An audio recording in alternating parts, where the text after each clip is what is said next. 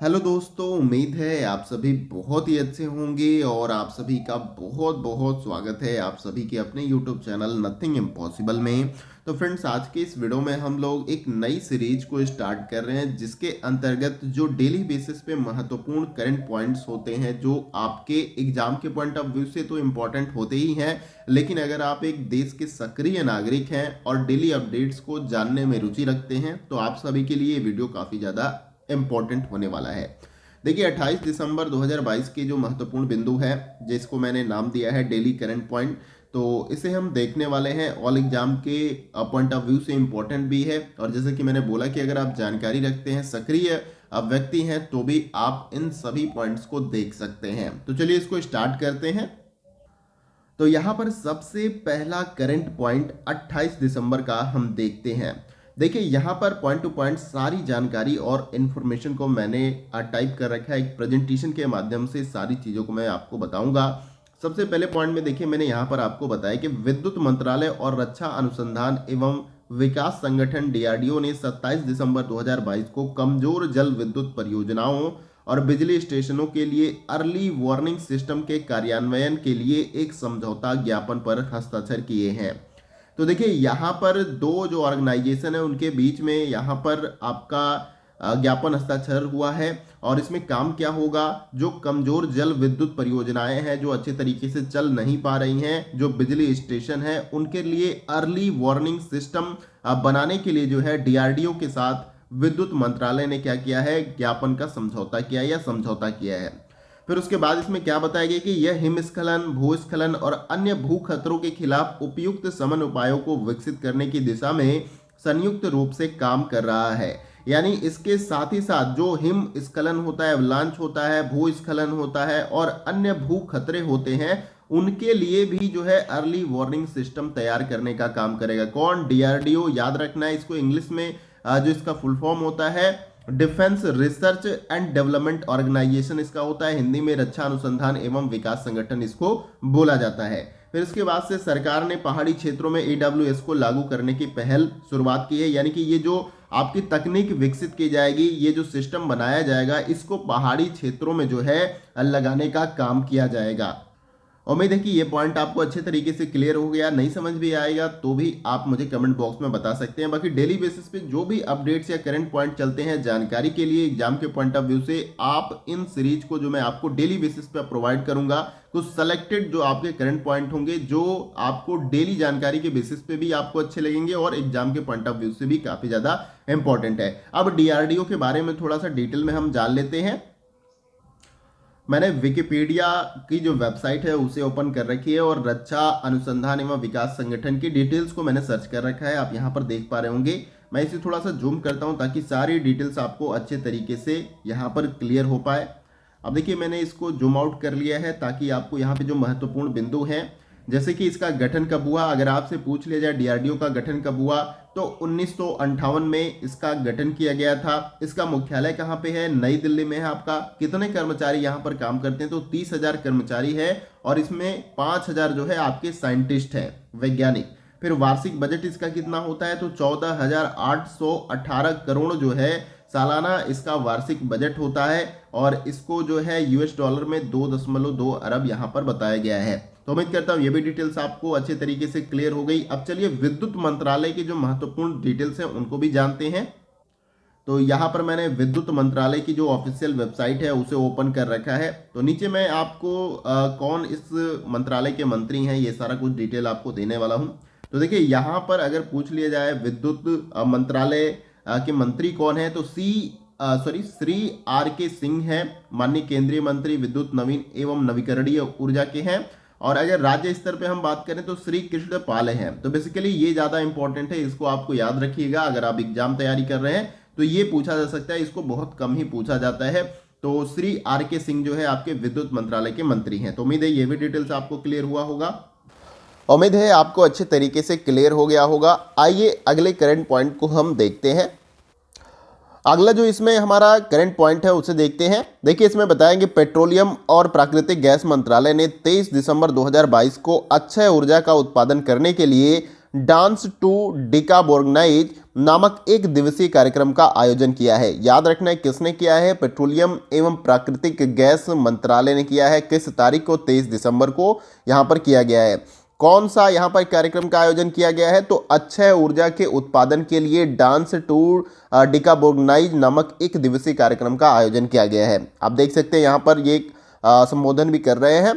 और फिर उसके बाद से है, नृत्य द्वारा उत्पादित अक्षय ऊर्जा का उपयोग इलेक्ट्रिक वाहनों को चार्ज करने के लिए यहाँ पर किया जाएगा। इसके साथ ही साथ नृत्य और संगीत का उपयोग करके यह आयोजन सतत ऊर्जा में भागीदारी बढ़ाने की उम्मीद करता है। यानी शुद्ध जो एनर्जी है, कार्बन डाइऑक्साइड उत्सर्जन उसमें कम होगा और भी जो हानिकारक गैसें हैं वो भी कम होगी। वैसी ऊर्जा के बारे में यहाँ पर बात की जा रही है। और बोला गया कि भारत 2070 तक शुद्ध उत्सर्जन या शुद्ध कह लीजिए या शून्य उत्सर्जन प्राप्त करने का लक्ष्य जो है निर्धारित किया है। यानी कि फ्यूल के रूप में, चाहे गाड़ी में या अन्य उपकरण में जो फ्यूल इस्तेमाल होता है, पेट्रोल, डीजल और अन्य ईंधन, जिससे अपशिष्ट गैस के रूप में कार्बन डाइऑक्साइड, मीथेन और भी गैसेज निकलती हैं, उनको शून्य करने के लिए 2070 तक का लक्ष्य यहां पर रखा गया है। क्या लगता है आपको, ये लक्ष्य हासिल हो सकता है या नहीं हो सकता? आप कमेंट बॉक्स में लिखकर मुझे जरूर बताइएगा। बाकी पेट्रोलियम और प्राकृतिक गैस मंत्रालय के बारे में कुछ डिटेल्स है, उसको भी हम जान लेते हैं। तो यहाँ पर कुछ विकिपीडिया के सोर्सेज से कुछ जानकारी है पेट्रोलियम एवं गैस मंत्रालय की, उसको हम जान लेते हैं। देखिए यहाँ पर पेट्रोलियम और प्राकृतिक गैस भारत सरकार का एक मंत्रालय है और यह भारत में पेट्रोलियम, प्राकृतिक गैस, पेट्रोलियम उत्पादों, तरल प्राकृतिक गैस के अन्वेषण यानी खोज, उत्पादन, शोधन, वितरण, विपणन, आयात, निर्यात और संरक्षण के लिए पूरी तरीके से जिम्मेदार है। यानी यहाँ पर इस मंत्रालय का जो काम है वो आपको देखने को मिल रहा है। सबसे ज़्यादा इंपॉर्टेंट आपको ये देखना है इस मंत्रालय के जो मंत्री कौन है, मिनिस्ट्री किसके हाथ में है। तो यहाँ पर आप देखेंगे अधिकार क्षेत्र तो भारत गणतंत्र के ही पास यहाँ पर होता है। बाकी वार्षिक बजट 8,940 करोड़ जो है इसका वार्षिक बजट होता है। बाकी ये यूएस डॉलर में आपका 1.31 अरब डॉलर है आपका। और इसके मंत्री कौन है, मिनिस्ट्री किसके हाथ में है, तो हरदीप सिंह पुरी जो है पेट्रोलियम एवं गैस मंत्रालय के मंत्री हैं, मिनिस्ट्री इनके हाथों में है। तो उम्मीद है कि ये भी डिटेल्स आपको क्लियर हो गए। देखिए ये एग्जाम के पॉइंट ऑफ व्यू से भी इंपॉर्टेंट है, अवेयरनेस के पॉइंट ऑफ व्यू से भी काफी ज्यादा इंपॉर्टेंट है। अगर आप सक्रिय नागरिक हैं देश के तो आप सारे जानकारियों को आप जो है जानने का पूरा दायित्व आप रख सकते हैं, क्योंकि कोई भी कुछ भी आपसे पूछ सकता है, तो आपको ये सारी जानकारी पता रहना चाहिए। आइए आगे इसमें देखते हैं। अगला जो हमारा करंट पॉइंट है उसे भी देखते हैं। देखिए इसमें बताया कि क्रेडिट सूचना कंपनी ट्रांस यूनियन सिविल ने जो है 26 दिसंबर 2022 को एमएसएमई उधारकर्ताओं के लिए एक रैंकिंग प्रणाली की शुरुआत की है। ये काफ़ी ज़्यादा इंपॉर्टेंट है। अगर आपसे पूछ लिया जाए कि कौन सी क्रेडिट कंपनी ने जो है अभी हाल ही में एमएसएमई उधारकर्ताओं के लिए एक रैंकिंग प्रणाली की शुरुआत की है, तो वो कंपनी आपकी है ट्रांस यूनियन। याद रखना है कब, 26 दिसंबर को की है। इसके बाद से इसमें मैंने बताया है कि ऑनलाइन पीएसबी लोन्स के सहयोग से ट्रांस यूनियन सिविल द्वारा जो है शुरू की गई एफआईटी रैंक 6 करोड़ से अधिक एमएसएमई को उनके चालू खातों से इनपुट प्राप्त करके उन्हें रेटिंग देगी। उसके बाद से यहाँ पर बताया गया कि प्रासंगिक डेटा निकालने की सहमति लेने के बाद उधारकर्ताओं की रेटिंग देने के लिए यह उन्हें 1 से 10 के बीच में अंक देगी। तो बेसिकली रेटिंग का मतलब है कि आपका कैसा परफॉर्मेंस रहा, कैसा काम रहा और कैसे आपने लेन देन जो है सही तरीके से कंप्लीट किया, उसके ऊपर ये रेटिंग देगी। जैसे कि एमएसएमई का मतलब आपको पता है कि लघु, सूक्ष्म और मध्यम वर्ग के जो व्यवसाय हैं उसके लिए ये जो डिपार्टमेंट हमारा होता है, एक मंत्रालय बनाया गया इसके लिए, लोन प्रोवाइड किया जाता है उनके संवर्धन के लिए, उनके विकास के लिए। तो ये जो आपकी क्रेडिट सूचना कंपनी है ये उनको रेटिंग देगी कि कैसे जो है उनको लोन प्रोवाइड करना है या उसके संदर्भ में। तो ये 1 से 10 के बीच में आपका रेटिंग होने वाला है।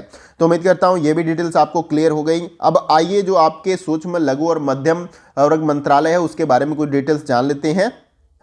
अब देखिए इस मंत्रालय की वेबसाइट को मैंने ओपन कर रखा है। यहाँ पर आप देख पा रहे होंगे government of India, ministry of micro, small and medium enterprises, ये जो है आपका डिपार्टमेंट है। यहाँ पर लिख भी रखा है और यहाँ पर कुछ स्टेटमेंट्स में लिख रखा है कि our small hands to make you large, यानी कि हमारा जो छोटा सा सहयोग है आपको एक बड़े व्यवसाय के रूप में या बड़े कंपनी के रूप में तब्दील कर सकता है। तो यहाँ पर बेसिकली ये मंत्रालय किसके हाथ में है वो हम जान लेते हैं। तो देख सकते हैं यहाँ पर जो सेंट्रल लेवल पे है वो है श्री नारायण तातू राणे जो है ऑनरेबल मिनिस्टर है, यानी डिपार्टमेंट इनके हाथ में है। माइक्रो और जो आपका सूक्ष्म और मध्यम वर्ग के जो आपके व्यवसाय होते हैं उनको संवर्धन या उनको लोन प्रोवाइड करने के लिए जो मंत्रालय बनाया गया है। उसके बाद से स्टेट लेवल पे है श्री भानु प्रताप सिंह जो है यहाँ पर स्टेट लेवल पे इस डिपार्टमेंट के मंत्री हैं। तो उम्मीद करता हूँ ये डिटेल्स आपको क्लियर हो गई होंगी। अब आइए अगले करंट पॉइंट को देखते हैं। अगला जो हमारा करंट पॉइंट है वो खाने से संबंधित है और काफ़ी ज़्यादा इंटरेस्टिंग और इम्पोर्टेंट भी है। देखिए, इसमें सबसे पहले पॉइंट में मैंने बताया कि दिसंबर 2022 में घोषित टेस्ट एटलस अवार्ड के अनुसार भारत 2022 के लिए दुनिया की सर्वश्रेष्ठ व्यंजनों की सूची में 5वें स्थान पर रहा है। मान लीजिए दुनिया में बहुत सारे देश हैं, तो उन सभी देशों का एक जो है रैंकिंग किया गया या एक जो है अध्ययन किया गया और उसमें जो है सबसे बढ़िया जो खाने हैं किस देश के हैं उनको अंक दिया गया कि पहले स्थान पे, दूसरे या तीसरे स्थान पे। तो उन स्थान में भारत के जो खाने हैं उनको 5वां स्थान पूरे विश्व में मिला है। वैसे आप सभी को पता है कि भारत में अलग अलग राज्यों में अलग अलग तरीके के आपको व्यंजन और पकवान देखने को मिल जाएगा और सबके अपने यूनिक कल्चर के हिसाब से टेस्ट होते हैं। और मेरे मानने में तो दुनिया में अगर आपको बहुत ज़्यादा टेस्टी और अलग अलग तरीके के खाने के एक्सपीरियंसेस लेने हैं तो भारत से बेस्ट जगह आपको कहीं पर नहीं मिलेगा। बाकी अलग अलग देशों में भी मिलेगा, ऐसी बात नहीं है, लेकिन भारत में काफ़ी ज़्यादा डाइवर्सिटी आपको देखने को मिलेगा हर चीज़ में। खाने में भी आपको जानवर, पेड़ पौधे, लोगों के बीच में, कल्चर में, हर चीज़ में विविधता देखने को मिलेगी। अब देखिए, इसमें आगे मैंने बताया है कि जबकि शीर्ष स्थान इटली द्वारा हासिल किया गया है और ग्रीस दूसरे स्थान पर रहा है और इसके बाद स्पेन और जापान है। अगर पहले स्थान पर पूछ लिया जाए इस सूची में जो जारी की गई है दुनिया की सर्वश्रेष्ठ व्यंजनों की सूची किस देश की है, तो इसमें इटली पहले स्थान पे है, दूसरा स्थान ग्रीस का है और उसके बाद से तीसरा स्थान स्पेन का है और चौथा स्थान यहाँ पर जापान का है और उसके बाद 5वें नंबर पे आपका भारत आता है। तो उम्मीद करता हूँ ये भी क्लियर हुआ होगा। और उसके बाद से यहाँ पर आगे मैंने बताया है कि हालांकि दुनिया के सर्वश्रेष्ठ पारंपरिक व्यंजनों में भारत के शाही पनीर ने शीर्ष 50 रैंकिंग में 28वें स्थान पर जगह बनाई है। मतलब जो पारंपरिक व्यंजन है तो शाही पनीर भी हमारे देश का एक पारंपरिक व्यंजन है। तो 50 देशों की रैंकिंग में जो नंबर मिला है इस रेसिपी को वो 28वां स्थान मिला है पूरे देश के अंदर। तो उम्मीद करता हूँ ये सारी डिटेल्स आपको अच्छे तरीके से क्लियर हो गई होंगी। अब आइए अगला करंट पॉइंट हम देखते हैं।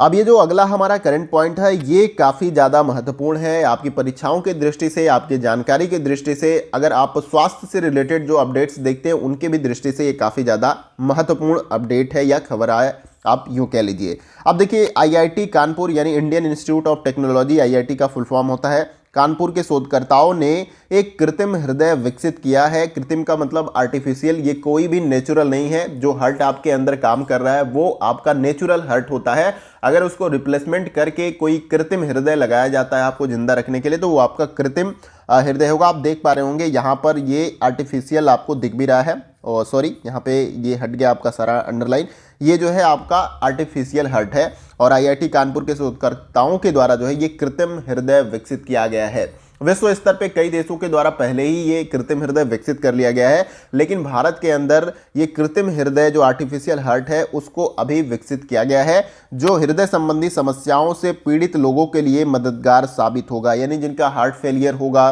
जिनका हार्ट अच्छे तरीके से काम नहीं कर रहा है, उनके लिए ये हार्ट जो है काफ़ी ज़्यादा इंपॉर्टेंट है, क्योंकि जिंदा रहना काफ़ी ज़्यादा महत्वपूर्ण है लोगों के लिए और हर संभव प्रयास किया जाता है कि उनको कैसे जिंदा रखा जा सकता है। आगे बताया गया कि ट्रायल में सफलता मिलने के बाद अगले 2 सालों में इंसानों में ट्रांसप्लांटेशन किया जा सकेगा। तो अभी 2 साल बाद जो है ह्यूमन ट्रांसप्लांटेशन जो है किया जा सकता है। यानी कि किसी का हार्ट खराब हो गया या काम नहीं कर रहा है तो उसको निकाल कर इस आर्टिफिशियल हार्ट को उसके शरीर के अंदर लगाया जाएगा, ये जो कि आप देख पा रहे हैं। फिर उसके बाद से उन्होंने दुनिया का सबसे सस्ता और आधुनिक कृत्रिम हृदय बनाने में सफलता हासिल कर ली है, लेकिन अभी भी इसका जो है जो क्लिनिकल ट्रायल है, ह्यूमन ट्रायल कह लीजिए, और जो जानवरों पे ट्रायल करते हैं वो अभी आपका बाकी है। फिर देखिए, बताया गया कि मई 2023 में इसका एनिमल ट्रायल होगा, यानी जानवरों के अंदर हार्ट को उनके निकाल कर इस जो डिवाइस या जो कृत्रिम हृदय बनाया गया है उसका ट्रायल किया जाएगा। क्या जानवर जिंदा रह रहा है, क्या ये जो आविष्कार किया गया वो अच्छे तरीके से उसके अंदर काम कर रहा है कि नहीं। तो सोचिए कि हमें सुरक्षित रखने के लिए भी जानवरों को अपनी बलि देनी पड़ती है, हो सकता है वो ट्रायल फेल हो जाए और उस जानवर की डेथ हो जाए। फिर उसके बाद से आगे बताया गया कि उसके 1 साल बाद मनुष्य पर क्लिनिकल ट्रायल शुरू होगा। सब ठीक रहा तो 2025 में यह हृदय यंत्र ट्रांसप्लांट के लिए उपलब्ध होगा। मान लीजिए 2 साल बोला गया है, लेकिन 3 साल के बाद ही संभवतः ये जो आपका कृत्रिम हृदय है मनुष्य के अंदर ट्रांसप्लांट के लिए उपलब्ध होगा, जबकि एनिमल ट्रायल पे ये पूरी तरीके से खरा नहीं उतरता। फिर उसके बाद से ह्यूमन ट्रायल होगा। जब इन दोनों पे अच्छे तरीके से ये वर्क करेगा उसके बाद से ही नॉर्मल लोगों के लिए ये आपका कृत्रिम हृदय मिल पाएगा। और इसकी कीमत क्या बताई गई है? 10 लाख के ऊपर कीमत बताई गई है। और यहाँ पर अगर विश्व स्तर में अमेरिका का देखा जाए या और भी जो देश हैं जो कृत्रिम हृदय जिन्होंने बनाया है, उस कृत्रिम हृदय की कीमत 1.5 यानी 1.5 करोड़ के आसपास है। तो उनसे काफी किफायती और कम दाम में इन्होंने इस कृत्रिम हृदय का निर्माण किया है। तो काफी ज्यादा सराहनीय भी है और काफी ज्यादा अच्छा है कि दूसरे देशों के मुकाबले हमने अच्छी जो है टेक्नोलॉजी या कृत्रिम हृदय को बनाया और इसके साथ ही साथ अफोर्डेबल बनाया, ताकि लोगों को ये बहुत ही कम कीमत और सहूलियत पे मिल सके। तो उम्मीद है कि ये भी अपडेट आपको अच्छे तरीके से क्लियर हो गया होगा। उम्मीद है कि ये करंट पॉइंट की जो अपडेट है आप सभी को बहुत ही अच्छे तरीके से समझ में भी आई होगी और आप सभी को पसंद भी आई होगी। अगर आपको ये सीरीज अच्छा लगता है जिसको मैंने अभी स्टार्ट किया है, तो आप कमेंट बॉक्स में लिखकर जरूर बताइएगा, क्योंकि हम इसे कंटिन्यू करेंगे। ऐसे ही इंटरेस्टिंग और जो आपके लिए जानकारी फुल कह लीजिए जो अपडेट्स या जो जानकारी होंगी वही मैं आपके साथ साझा करूंगा। एग्जाम के दृष्टि से भी, एक सक्रिय नागरिक के दृष्टि से भी जो जानकारी आपको पता रहनी चाहिए वो मैं आपको बताने का प्रयास करूंगा। लेकिन आप सभी का फीडबैक कैसा रहता है इस वीडियो पे, उसके अनुसार इसे कंटिन्यू करने का मैं प्रयास करूंगा।